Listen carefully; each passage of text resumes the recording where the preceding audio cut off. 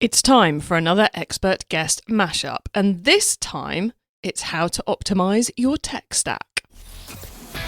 It's the e-commerce master plan podcast, here to help you solve your marketing problems and grow your e-commerce business.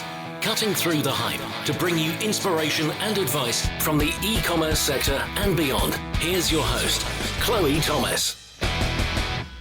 Hello and welcome. It's great to have you here. Thank you for hitting play and choosing to listen to one of our inspiring episodes. And if you're tuning in for the very first time, because I know a lot of people do for these episodes, awesome to have you joining us. I hope you'll find this a brilliant podcast to be following.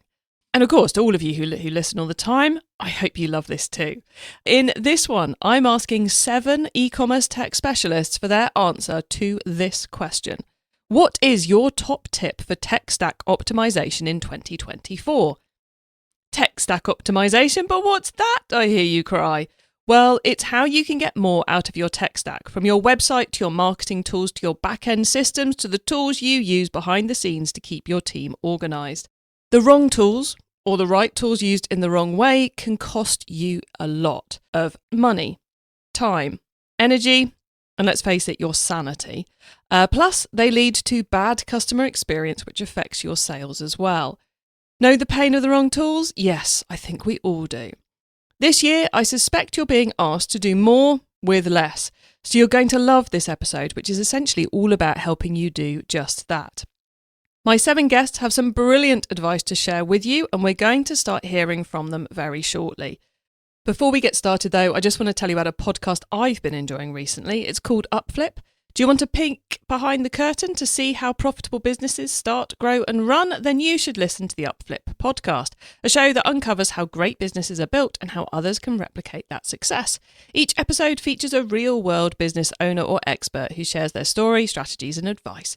Listen to the Upflip podcast today to learn actionable insights to start or grow your business. Okay. Here we go. And remember, please do listen to the end of this episode so you don't miss out on any of the tech stack optimization advice of any of my guests. Plus, right at the end, I'll be sharing my own take on everything shared in this episode. If your tech stack is becoming a bottleneck to growth, it's time to replatform. And you should check out SHOPLINE. SHOPLINE is the modern commerce platform that's disrupting Europe as one of Asia's leading e-commerce platforms. Whether your bottleneck is setting up more sales channels like social commerce or expanding to new markets globally, SHOPLINE takes care of everything from store setups, checkouts and payments to logistics and more. With single-click migration and out-of-the-box tools, they're there to help. The best part about it, you don't need to pay until your site is live. Here in the UK, they power brands like In The Style and Everything £5, whilst in Asia, they're the platform of choice for huge brands like Lego and Muji. If you want to scale, it's time to book your free trial or have a chat with one of the SHOPLINE team. Find out what SHOPLINE could do for you via ecmp.info/SHOPLINE. That's ecmp.info/SHOPLINE. Are you part of the free Chloe's e-commerce club? Why not? It's my free online club where the whole e-commerce masterplan audience can come together. It's all about helping you improve your e-commerce business, solving your marketing challenges, getting advice from other retailers who are facing the same challenges as you right now. And yes, I will personally be hanging out in the club Monday to Friday to help you too, which makes it the only place where you can get my help one-on-one. It really is a club all about you and supporting your business. Come on and join me now. Just go to ecmp.info/club. It's totally free to join. So come on, join me and hundreds of our listeners at ecmp.info/club. It's time to hear from our first tech stack optimization guest. Let's kick things off with Rachael Jones from Studio Rotate. So Rachael, what's your top tip for tech stack optimization in 2024?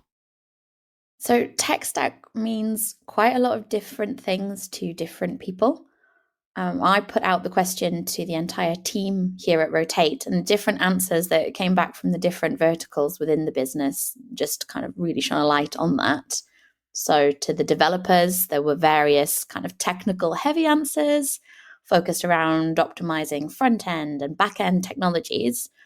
And then the product team and the strategists were focused more on a combination of tools and platforms and how they work together.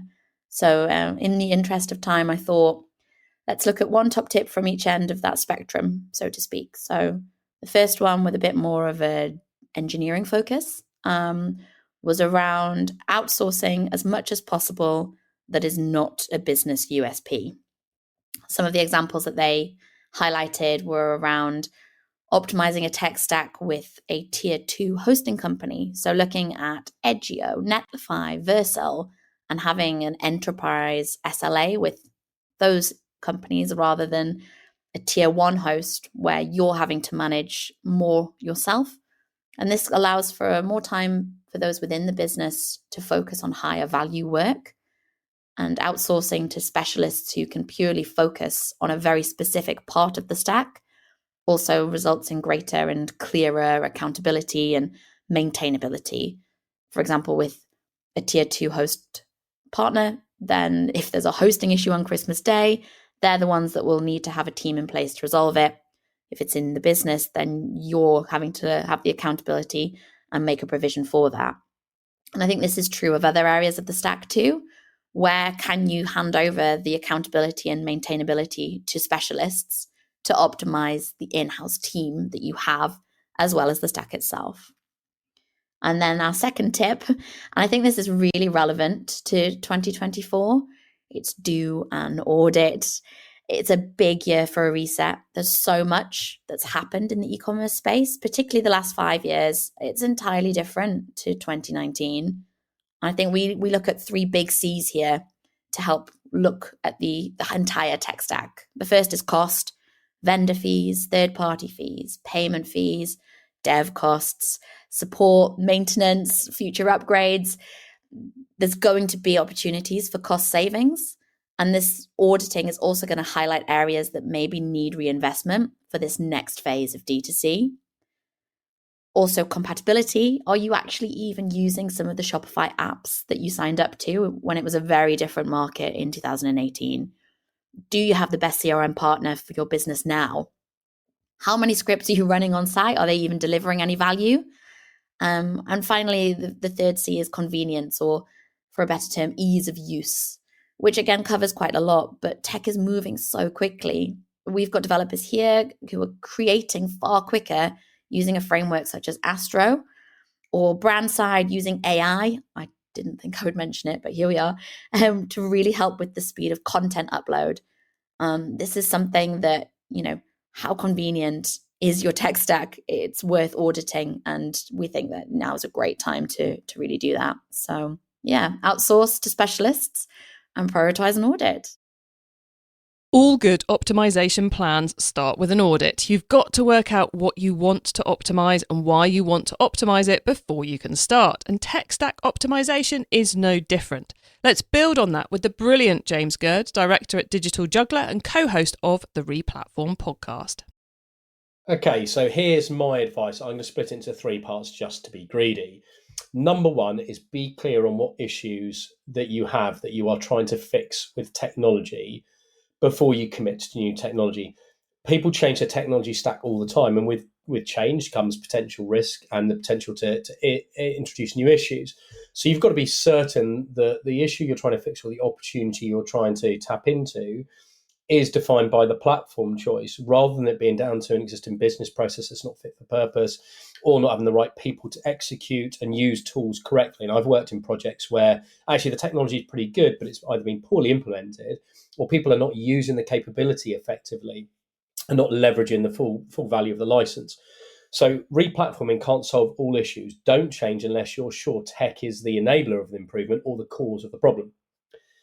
My second bit of advice is set clear criteria for build versus buy. So one of the big decisions around tech stack evolution is, do we build it ourselves? If we're on an open source platform, do we get our developers to extend it? Do we buy in specialist third-party software? I know some businesses who are very anti pay for third-party licenses and want to build it all themselves, but development cycles to build full mature capabilities for things like whether it's search, merchandising, loyalty, whatever, That's an expensive play to get beyond very, very basic MVP. Then you have evolution to composable strategy, focus on using the best tools for each component part of your tech stack, not one vendor to rule them all, and only building where you have a clear competitive advantage. But we've got to get a balance. New tools bring additional license fees, integration costs, and support maintenance effort, which therefore adds potential risk. You've got to find the right balance between where there is a clear business case for building yourself that gives you competitive advantage versus it's speedier and more cost effective to introduce a new capability via a dedicated, proven, market-leading third party. I'll give you an example. Site search is a classic one where I've recently been helping people to bring in a third-party specialist like a Klevu rather than trying to build out their own search capability off of a native feature or an open AI. My final one is build accessibility and performance assessment into all tech changes. This is huge and it's often overlooked. Let's take the UK alone. There are 2 million plus people with sight loss. Estimate is around 15 to 20% of us are neurodivergent. Now, these people have specific needs for how they access, and therefore a browser and a site to get information and also to execute tasks. Not all sites think through accessibility and do proper accessibility audits and make sure their site is A, compliant with the law, protecting them from potential heavy fines, but B, is delivering the right customer service. Now, this isn't just about fine avoidance, it's about good customer experience and economics. If you're excluding millions of people because your site hasn't thought through what they need to in order for it to be accessible, then you're letting your customers down and you're hampering your business growth. Retrospectively fixing tech stacks for accessibility and performance is bloody expensive. Get the expertise in from the start, make better decisions before you implement technology. I hope that's been useful. James, well, I don't consider it at all greedy for you to give us 3 top tips because they're brilliant, super useful. So his tips were: 1, what are you trying to fix? 2, should you build or buy? Is it worth buying off the shelf to get 90% of what you want instead of investing in creating it yourself? Accessibility is number 3. Quite frankly, it's amazing how little we talk about that. So I'm really pleased James added it in. With accessibility, James started to give us some insight into the tech trends of the moment, aka the types of tools that are making the most impact, and James also mentioned Klevu. So with more tech trends advice, and given she works for Klevu, it'd be kind of crazy not to go to Rachael from Klevu next, who I'm especially pleased to be learning from here, as she, like me, is one of Dark Matter's 24 top e-commerce voices for 2024. Don't worry, we'll be talking a bit more about auditing and working out what to do a little later on. Anyway, here's Rachael's top tech stack optimization advice for you. So retailers that I speak to are in one of 2 camps with tech stack optimization. One is they are not doing big investments and they're looking for how they can better utilize their current tech stack. Or 2, they are going into investments to help them optimize their tech stack now and also in the future. I'm going to focus on the first one here because I do think there's some really quick wins that will have a great impact on customer experience. One of those things is having product reviews on your website. So if you don't have a product review tool yet, definitely invest in one. And also make sure that on the front end of your website, your reviews are visible. So not only on the product detail page, but also in the quick search. When you search for something, the products come up, you can see the stars, you can see the number of reviews. Also within the product listing pages and the search results landing pages. Customers are more and more, buying stuff off TikTok. They're going to new websites. They're willing to make purchases as long as they see that social proof there. Secondly, personalization is always a massive word, massive concept. But if you're not really doing much personalization now, look at your tech stack and see if there's ways that you can have some quick wins. Like, for example, connecting whatever you use for CRM or email and SMS marketing, maybe connecting that somehow to your website. Get some data from your website to come into there, and also use data within your CRM to dynamically change parts of your website. The best advice here is just to look at your existing tech stack, see which products have integrations with each other. You can just do a quick Google of, product name and product name integration. You can figure out what is already available from within your existing tech stack. and just get started in a way that's manageable for you. Love that. Key trends and practical advice. Thank you so much, Rachael. And for anyone getting confused, that is now our full quota of Rachels for this episode. We've had 2 Rachels. We will not be having any more Rachels. Right, next up, let's hear the advice of Deepak Anand from SHOPLINE, who's going deep into the point James Gurd raised about building or buying your tech. My view is in 2024, a lot of retailers would be looking at composable SaaS. What I actually mean is that they would be looking at the benefits of SaaS, where they would be lower total cost of ownership and also less tech debts. But at the same time, they would be looking at modularity, which means is that they want to make sure that there are components that can talk to each other without impacting the entire system. So the best example I give it to a lot of retailers are there are 3 types of houses. Either you can go into the leasehold, freehold, or share of freehold. So there are benefits of each houses or the flats.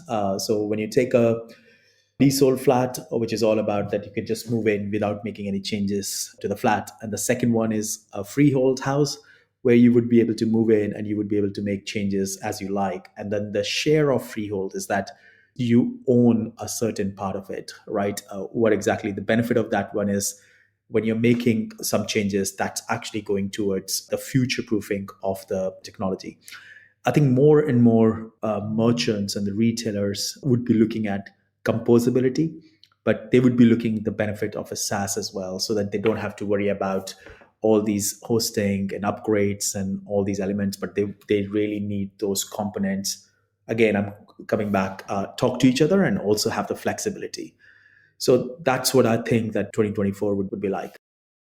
Thanks, Deepak. The future has to be flexible, but like you say, the systems have to talk to each other correctly. And let's be honest, like you say, cost optimization is so important in 2024, especially here in the UK. Take control of your tech debt, everyone, before it takes control of you. Next up, let's hear from İrem from Storyly, who's building on some of those themes from Deepak's answer. First thing first, let me start with the obvious hygiene factor here, which is basically the rise of more unified and integrated platforms. So integrations between different tools and platforms in the tech stack are now actually table stakes, because the line between online and offline are as blurry as ever, and the shoppers can start online with inspiration, continue offline with consideration, and then go online again with the final purchase decision. And this is just one single scenario. So retailers and e-commerce marketers should think every step of their omni-channel touch points and ensure that they have different helpers to solve different problems and tap different opportunities in their tech stack. And these need to speak to each other to make life easier. So this is the hygiene factor. But what's beyond? So number 1 is to have shared history. What do I mean by this? You may have different champions for the tools in your stack, but the history of their strategies, use cases, and results should be accessible across teams, whether it be a simple Google Sheet or a nested Confluence document. Keeping historical track is not something you can do retrospectively. You need to document it starting from the moment that you start using that particular tool, so no one remains clueless when something changes in roles and any newcomer won't need to reinvent the wheel. And the second thing I would like to state is you need to consider automation at the center of all of your initiatives, but you need to also keep in mind these 2 caveats. When you decide to automate for efficiency, you always need to consider its impact as well as scalability. Though automation may sound like it is always for the sake of efficiency, it can take time and involve cumbersome iterations and cause inefficiencies, especially at the beginning. Therefore, I think assessing whether the impact of the outcome of automation would be significant or not is very much crucial here. So allow me to elaborate on this by an example from our own experiences. On a daily basis, we are communicating with dozens of e-commerce marketers, store owners, category managers, merchants, and we know that content creation on a personal level for their shoppers on their digital store is something that takes quite some time, but it is also of great importance for them for success, especially for e-commerce businesses with high number of SKUs and a wide array of categories and options to choose from. This becomes even more complex. That's why scalable content through automation done with templates, AI, and so on can make a huge difference for them. And it does take time, of course, to adjust with time needed for learning and iteration when it comes to content. However, having a content creation system that can work with only adding your product feed to your system or having full screen product content created automatically for that product feed can significantly save up time and generate significant impact. Therefore, we see a lot of excitement built around automating content creation, for instance. Here you see automation done for the sake of impact in a scalable manner. So long story short, I would say don't automate just for efficiency, automate both for efficiency, impact, and scalability. And number 3 is ROI-focused tech investment. So there are tons of tools out there. Some might seem appetizing for e-commerce marketers, some others might be the must-have tools, and some others might be a really, really good nice to have. But you cannot buy all of this, so you should have some criteria for that. And my suggestion here is marketing efficiency ratio. How do individual tools in your MarTech stack affect your marketing efficiency ratio? It's all about revenue at the end of the day, right? So you need to keep an eye on the balance between the spending you make for the tools in your stack and their direct and incremental contribution to your revenue. So in a nutshell, this summarizes my top 3 tips for your tech stack optimization. Thank you. Love those points. ROI, let's get clear on that. Shared histories. How much have we all shared the pain on that one? Why this tech? How are you using it? What's the plan? I bet that would make a huge difference in many a business. Automation. Time is such an important thing here, which automation gives you back. And the other thing about automation is it means things actually happen, like sales and marketing, without you having to do anything. Okay, we're going to pause now for a word from our lovely sponsors. Then we're going to build on İrem's automation theme with Jodie from Brightpearl by Sage. So keep listening. E-commerce Master Plan is supported by some of the greatest companies in the e-commerce sector. Here's a reminder of who they are. If your tech stack is becoming a bottleneck to growth, it's time to replatform, and you should check out SHOPLINE. SHOPLINE is the modern commerce platform that's disrupting Europe as one of Asia's leading e-commerce platforms. Whether your bottleneck is setting up more sales channels like social commerce or expanding to new markets globally, SHOPLINE takes care of everything from store setups, checkouts and payments to logistics and more. With single-click migration and out-of-the-box tools, they're there to help. The best part about it, you don't need to pay until your site is live. Here in the UK, they power brands like In The Style and Everything £5, whilst in Asia, they're the platform of choice for huge brands like Lego and Muji. If you want to scale, it's time to book your free trial or have a chat with one of the SHOPLINE team. Find out what SHOPLINE could do for you via ecmp.info/SHOPLINE. That's ecmp.info/SHOPLINE. Are you part of the free Chloe's e-commerce club? Why not? It's my free online club where the whole e-commerce masterplan audience can come together. It's all about helping you improve your e-commerce business, solving your marketing challenges, getting advice from other retailers who are facing the same challenges as you right now. And yes, I will personally be hanging out in the club Monday to Friday to help you too, which makes it the only place where you can get my help one-on-one. It really is a club all about you and supporting your business. Come on and join me now.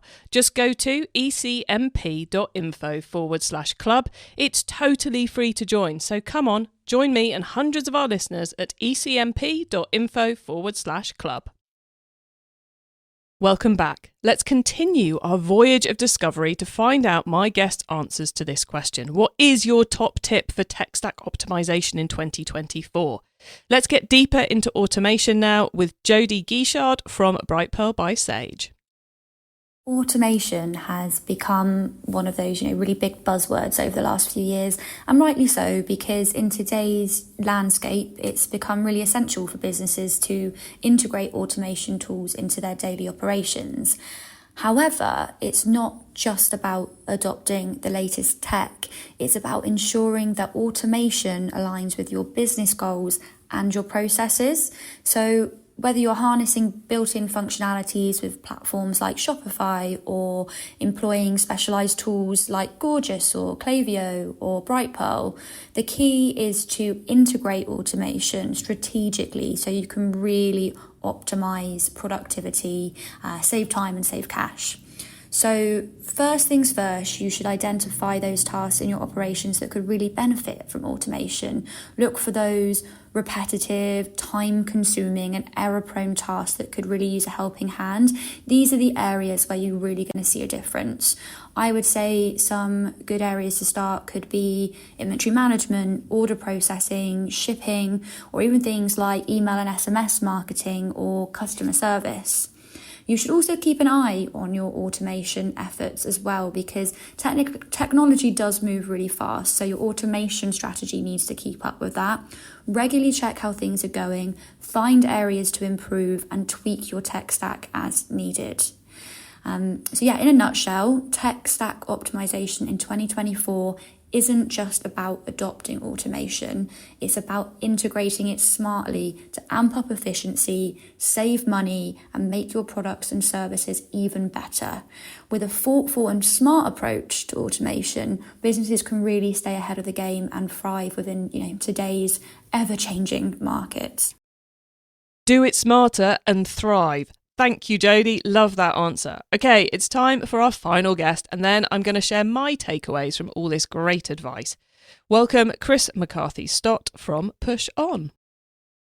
I'm personally a fan of the less is more mantra. And when auditing tech stacks at PushON, we often find that a lot of people have bought the latest tech, but never actually utilising the tools to their fullest potential. It means that over time, your tech stack's getting bloated with stuff that you're really not using, and it's probably costing you additional money in subscriptions outside of your tech stack. In these situations, I advise clients to complete a gap analysis on what their tech stack's capable of, how much they're utilising, and what benefits each area is bringing to the organisation.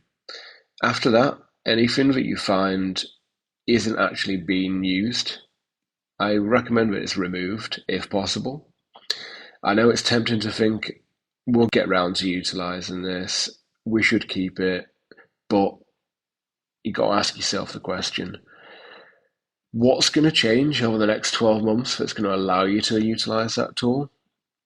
Are you actually going to be hiring another person, for example, if you're overloaded and that's the reason why you've not been utilising the product?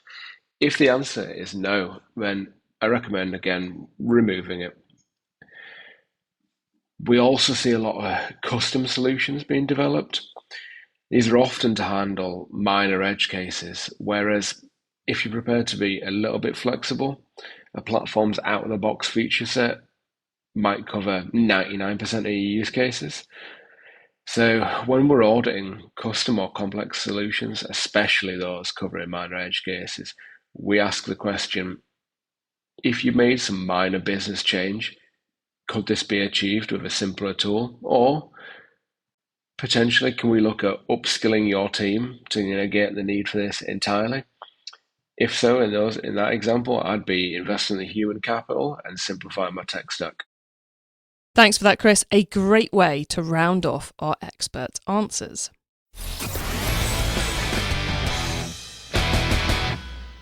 So what are my takeaways from all of this? Well, first, that if tech stack optimization wasn't on your to-do list for 2024, I cannot believe you've listened to all this and haven't now put it on your to-do list for 2024.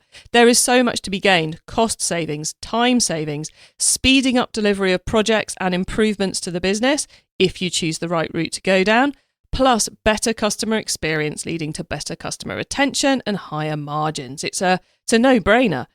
There's also a lot to be considered though. A quick look at any e-commerce tech stack would give you, I reckon, at least 100 things you could optimize.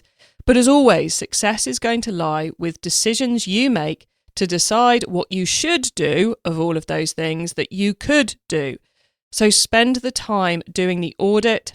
You've heard multiple ways of doing that during this episode, and making the right decisions on what you should be improving. Outsourcing is your friend? Probably. The case for self-build is probably not there anymore. One could argue. But if you've done your audit and you've done your proper decision process, then you'll work out the right answer for you. And like Deepak and others were saying, what's the best way to solve this problem? Is it to go bespoke? Is it to sacrifice some functionality to do it quickly out of the box? There's a lot to consider for improving what you've already got making more of what you've already got, and also looking forward to future plans. And finally, for me, I think probably the best thing you can do for the quickest wins is to look at what tools you've already got and what you're not using that you're paying for, either to cancel it or to make use of it in order to improve things in the business. You can get your hands on the notes in this episode. Head over to ecommercemasterplan.com/podcast or use our direct episode short links. That's when you put ECMP, short for e-commerce master plan.info/episode number into the URL bar. So ecmp.info/ whatever the number of this episode is, put that in the URL bar and you'll go straight to the correct page on the website. With nearly 500 episodes now, there's a lot of pages on that website. So you may find that short link tool very useful. When you get to the website, you can also add yourself to our email list so you don't miss out on any of the other things I share to help you improve your business, like our e-commerce explored webinar series where we debate many of the hot topics in e-commerce. If you liked this episode, then make sure you check out episode 474, which is another multi-guest mashup, where my guests are sharing their overall top tip for success in 2024.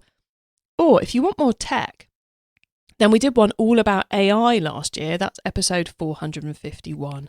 Thank you so much for tuning into this and every episode of the e-commerce master plan. It's awesome to have you listening.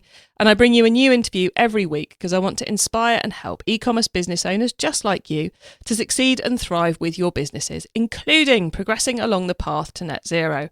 So if you know someone this show can help, please tell them to listen to the e-commerce master plan podcast. Hope you have a great week and don't forget to keep optimizing.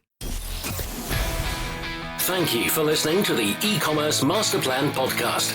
Find out more at ecommercemasterplan.com/podcast. If your tech stack is becoming a bottleneck to growth, it's time to replatform, and you should check out SHOPLINE. SHOPLINE is the modern commerce platform that's disrupting Europe as one of Asia's leading e-commerce platforms. Whether your bottleneck is setting up more sales channels like social commerce or expanding to new markets globally, SHOPLINE takes care of everything from store setups, checkouts and payments to logistics and more. With single-click migration and out-of-the-box tools, they're there to help.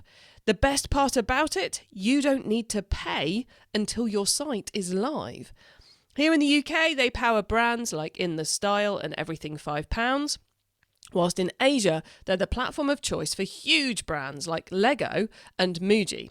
If you want to scale, it's time to book your free trial or have a chat with one of the SHOPLINE team.